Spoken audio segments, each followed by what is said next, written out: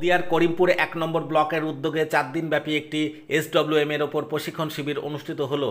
শনিবার করিমপুর কিষাণ মান্ডির সভাকক্ষে অনুষ্ঠিত হয় এই শিবির।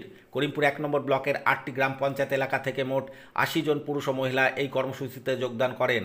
এই কর্মসূচিতে ৮টি গ্রাম পঞ্চায়েতের প্রতিটা গ্রামে তাদের লক্ষ্য হবে এলাকার প্রতিটা গ্রামের নোংরা আবর্জনা মুক্ত করা, সেই সঙ্গে প্রতিটা গ্রামকে নোংরা ও আবর্জনা মুক্ত করে স্বচ্ছ করে তোলা।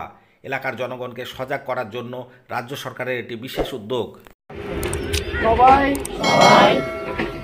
করিমপুর 1 ব্লকের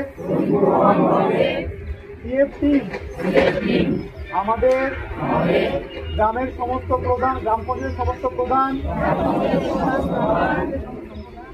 এবং যুগ্ম আধিকারিক এবং স্বাস্থ্য কর্মদক্ষের সাথে আজ থেকে শপথ নিচ্ছি যে আমরা আমাদের ব্লকের ODF-এর স্থায়িত্ব বজায় রাখবো।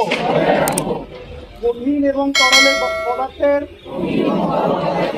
বর্জ্যের ব্যবস্থাপনা আমরা সুনিশ্চিত করব। এই মর্মে আমরা আজ থেকে অঙ্গীকারবদ্ধ হলাম। জয় স্বচ্ছতা, জয় স্বচ্ছতা, জয় স্বচ্ছতা, জয় করিমপুর 1 ব্লক। যদি এখনও আমাদের খবরের দর্পণ চ্যানেলটি সাবস্ক্রাইব না করে থাকেন তাহলে এখনই সাবস্ক্রাইব করুন, সঙ্গে বেল বাটনটি ক্লিক করুন আর পেয়ে যান সব খবরের দ্রুত ভিডিও আপডেট।